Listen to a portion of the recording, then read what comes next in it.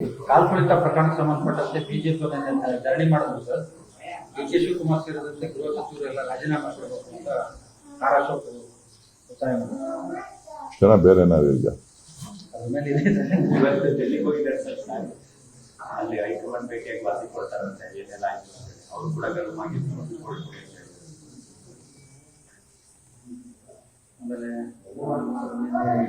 ಆರೋಗ್ಯದ ಬಗ್ಗೆ ಹೇಳಿದ್ರು ಕುಮಾರಸ್ವಾಮಿ. ನನ್ನ ಆರೋಗ್ಯ ದೇವ್ರು ನೋಡ್ಕೊಂತಾರೆ. ಎಲ್ಲರ ಆರೋಗ್ಯನೂ ದೇವರೇ ನೋಡ್ಕೊಳ್ಳೋದು. ಫಸ್ಟ್ ಇದು ರಿಯಾಕ್ಟ್ ಮಾಡ್ತಾ ಇದ್ದೀವಿ. ಬಿಜೆಪಿಯವರು ರಾಜೀನಾಮೆ ಒತ್ತಾಯ ಮಾಡಿದ್ದಾರೆ ಸರ್. ಡಿ.ಕೆ. ಶಿವಕುಮಾರ್ ರಾಜೀನಾಮೆ. ಬಿಜೆಪಿಯವರು ಡೇ ಒನ್ ಇಂದನೂ ಇದೇ ಪ್ರವೃತ್ತಿ ಬಳಸಿದ್ದಾರೆ. ಸೊ ಅವರಿಗೆ ಜನ ಆಶೀರ್ವಾದ ಮಾಡಿಲ್ಲ. ಅವರು ಇವತ್ತು ಇಲ್ಲ ಸಲ್ಲದ ಆರೋಪಗಳನ್ನ ಮಾಡಿ ಭಾರತೀಯ ಜನತಾ ಪಕ್ಷ ಆರ್.ಸಿ.ಬಿ ಗೆದ್ದ ನಂತರ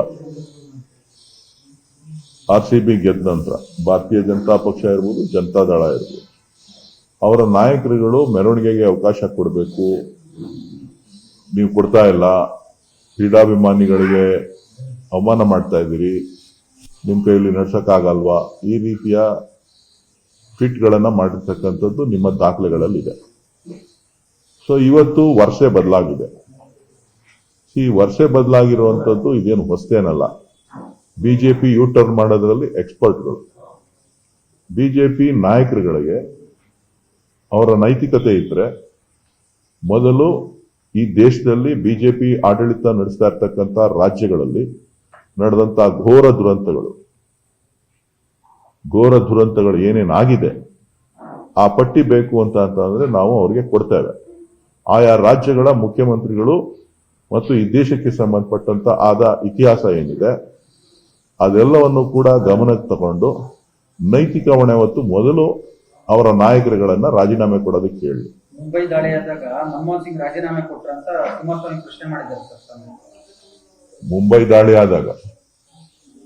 ಮುಂಬೈ ದಾಳಿಯಾದಾಗ ವಿಲಾಸರಾವ್ ದೇಶಮುಖ್ ಅವರು ರಾಜೀನಾಮೆ ಕೊಟ್ಟರು. ಅದನ್ನ ಕುಮಾರಸ್ವಾಮಿ ಅವರು ಮರ್ತೋಗಿದ್ದಾರೆ. ಕುಮಾರಸ್ವಾಮಿ ಅವರಿಗೆ ಹೇಳಿದ್ನಲ್ಲ, ಅವರು ಡಿ.ಕೆ. ಶಿವಕುಮಾರ್ ಅವರನ್ನ ನೆನೆಸ್ಕೊಳ್ಳದೆ ಅವ್ರಿಗೆ ನಿದ್ದೆನೂ ಬರೋದಿಲ್ಲ, ಊಟನೂ ಸೇರೋದಿಲ್ಲ. ಸೊ ಹಾಗಾಗಿ ಅವರು ನೆನೆಸ್ಕೋತಾ ಇರ್ತಾರೆ. ಅವರು ಸದ್ಯಕ್ಕೆ ಆರೋಗ್ಯವಾಗಿರಲಿ, ಆರೋಗ್ಯ ಸುಧಾರಣೆ ಮಾಡಿಕೊಂಡು ಈ ರಾಜ್ಯದ, ಈ ರಾಷ್ಟ್ರದ ಜನರ ಸೇವೆಯನ್ನ ಮಾಡಲಿ ಅಂತ ಹೇಳಿ ನಾನು ಮನವಿ ಮಾಡ್ತೇನೆ. ಎಲ್ಲರ ಆರೋಗ್ಯನೂ ದೇವರೇ ನೋಡ್ಕೊಳ್ಳೋದು. ಮಂಡ್ಯದ ಜನದಿಂದ ಆರೈಕೆಯಿಂದ, ಕರ್ನಾಟಕದ ಜನದಿಂದ ಅಲ್ವಲ್ಲ.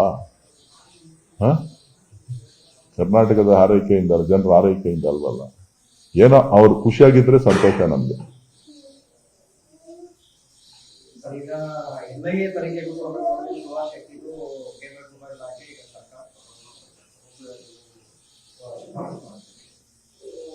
ನೋಡ್ರಿ, ಕರ್ನಾಟಕ ಪೊಲೀಸ್ ಸಮರ್ಥವಾಗಿದೆ, ತನಿಖೆಗಳನ್ನ ಮಾಡ್ತಾನೆ ಇದ್ದಾರೆ.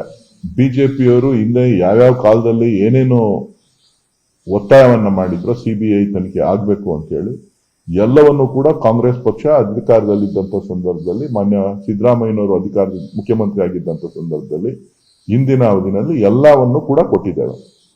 ಸೊ ಏನೇನು ಫಲಿತಾಂಶ ಏನೇನು ಆಗಿದೆ ಅನ್ನೋದು ನಿಮಗೂ ಕೂಡ ಗೊತ್ತಿದೆ. ಇವತ್ತು ಕರಾವಳಿ ಪ್ರದೇಶದಲ್ಲಿ ಇಲ್ಲ ಸಲ್ಲದ ಗೊಂದಲಗಳನ್ನು ಸೃಷ್ಟಿ ಮಾಡುವಂಥದ್ದು, ವಾತಾವರಣವನ್ನ ಕಲುಷಿತ ಮಾಡತಕ್ಕಂಥ, ಜನರಲ್ಲಿ ಭಾವನೆಗಳಲ್ಲಿ ವಿಷಬೀಜ ಬಿತ್ತುವಂತ ಕೆಲಸವನ್ನ ಭಾರತೀಯ ಜನತಾ ಪಕ್ಷದ ನಾಯಕರು ಮಾಡ್ತಾ ಇದ್ದಾರೆ. ಇದು ಸರಿಯಲ್ಲ. ಇವತ್ತು ಯಾರೇ ತಪ್ಪು ಮಾಡಿದ್ರು ಕೂಡ ಅದಕ್ಕೆ ಶಿಕ್ಷೆ ಆಗ್ಬೇಕು. ಅದಕ್ಕೆ ಪೊಲೀಸ್ ಸಮರ್ಥವಾಗಿದೆ, ಕೆಲಸ ಮಾಡ್ತಾ ಇದೆ. ಸರ್ಕಾರ ಕೂಡ ಅದರ ಮೇಲೆ ಸಾಕಷ್ಟು ಕಾನೂನಿನ ಕ್ರಮವನ್ನು ತೆಗೆದುಕೊಳ್ತಾ ಇದೆ.